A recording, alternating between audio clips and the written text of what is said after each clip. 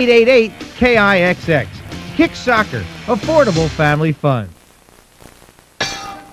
We welcome you back, and surprise of surprises, the judges have seen this fight in favor of Dominick Guinn. Well, they gave credit to Lezin for landing one punch in the previous round. In my mind, as I just take a look at the fight, and again, we're watching and judging along with, but not scoring it by electronic scoring ourselves. It seems to me like Lezin is in control of the fight, control of the tempo, control of everything.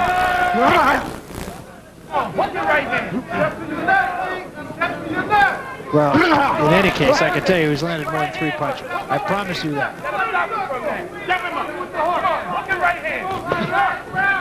So, somebody alert the authorities. There's a robbery in progress. 1 Adam 12, 411 in progress. There's a good body punch by the Russian. Lezin, very experienced fighter. Mentioned he was fighting back in USA-Russia duels all the way back in 1992. In those days, defeating Reginald Blackman and David Bostis. The following year, defeating Lance Whitaker and Rodney Harris. He probably feels he's defeating Dominick Guinn with ease here tonight, but that is not the case. Yes, imagine the surprise on his face. I thought there was an outrageous decision in the second bout this evening, which favored the Russian fighter Ilfat Ratsiapov over Roberto Benitez, which I thought Benitez deserved. So this could be the evener.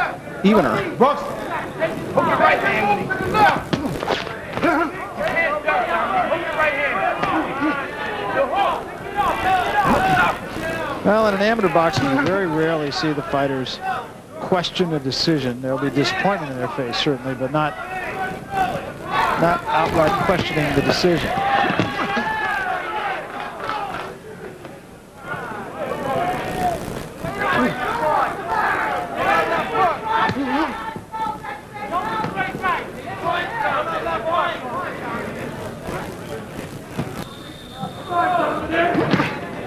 And this round, very much like the others, Lezin more active than the American.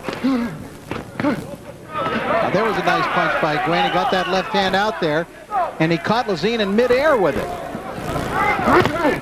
a right hand by Guinn. And now he's got Lezin backing up.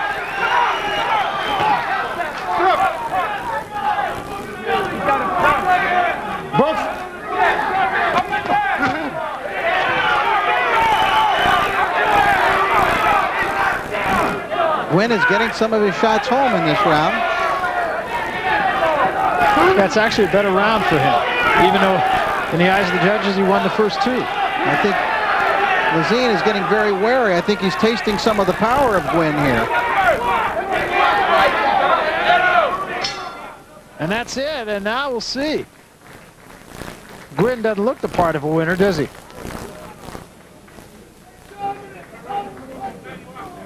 Let's take a look in round number 2, a round in which they scored 1 point for Lezin. That basically means 1 scoring punch, according to the judges. You saw left counter right hand from Guinn there. Couple of right hands there by Lezin. Good body blow there by Lezin. That left hand to the body, I have a feeling that was probably the 1 punch he got credit for. Might have been. And when we come back, we will have the official word on this one. This in the super heavyweight division. Dominick Guinn for the United States. Alexei Lezin for Russia. We're coming back. Get on board with World Champion Philadelphia Wings 1999 season tickets. All the excitement and action of Wings lacrosse can be yours by calling 215-389-WINGS. Season tickets for Philly's hometown team are as low as $78 for 6 great home games at the First Union Center. Super theme night, great fun, and the best fans in Philly are waiting for you. Make your flight plan now. Call 215-389-WINGS. Wings Flight 1999. Your ticket to first-class action.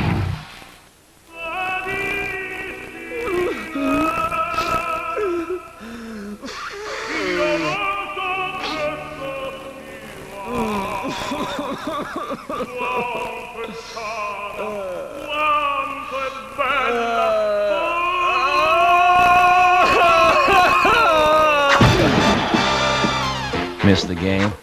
Catch the highlights. Watch Sports Night and Sports Rise only on Comcast Sportsnet. We welcome you back to Foxwoods Resort and Casino, and we'll remind you that every weeknight it's the Ultimate Fan League on Fox Sports Net. Join host Bill Dwyer for the freshest, funniest, and most irreverent sports game show you've ever seen. The Ultimate Fan League, weeknights at 5:30 and 12:30 right here on Fox Sports Net. Once more to Jeffrey Dressler for the decision. Ladies and gentlemen, after 3 rounds of action, I have the judges scoring, and here it is.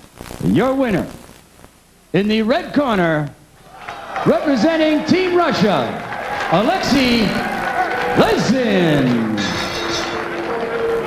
Well, Lezin won it, but I think if Dominick Guinn thought for a moment that he was ahead after the first 2 rounds, he'd probably be as surprised as anybody. Yes, and now making the presentation to the winner and loser. You see just to the, on our screen right, that's Tyrell Biggs, who you recognize from the 1984 Olympic Games. Went on to fight in the professional ranks. In fact, while a professional, fought the referee of the match you just saw. Goes around, comes around, doesn't it? We're going to jump off the track. We've still got a lot more action to come. United States versus Russia. And the Russians right now cleaning a little. Is going to help me demonstrate some of the differences. Take a look here at the headgear. Mandatory in amateur boxing, not required in professional boxing. They stress safety. Also, the mouthpiece here that Dominick is wearing, if that comes out during a fight, the referee replaces it immediately. Also, you'll notice the tops on these amateur fighters, easier to identify for the judges, and also a top helps to absorb sweat or water that's on the fighter to keep them off the gloves. And yes, the gloves too are a bit different. You notice here the white area. The white area is the striking area of the glove. This part of the glove, when it makes contact with the opponent, it is the scoring part, and that's the only part of the glove that scores. Back to you, Drew. All right, Sean, thanks very much. Dominick Guinn, we'll see a little bit later on. He is a top candidate to represent the United States in the super heavyweight category in Sydney. Also, the veteran of the U.S. team, Darnell Wilson, will be on display tonight. A couple of good fighters for Canada, 2 guys who have Olympic experience from '96 in Atlanta. We will see as well. Amateur boxing from Rochester, New York. Come on back right after this. Yeah, I think Pastorelli now answering back. He got caught coming in. Oh, boy, did he. Pastorella said he will move forward. He will continue to pressure. Get the stool. As we talked about, he is good enough that we may see him in the year 2000 in Sydney, Australia. You know, he started boxing when his mother, when he was a young man, but his mother was in the movie The Greatest from the Muhammad Ali story, and Dominick Guinn was a little boy. He was only 2 years old then.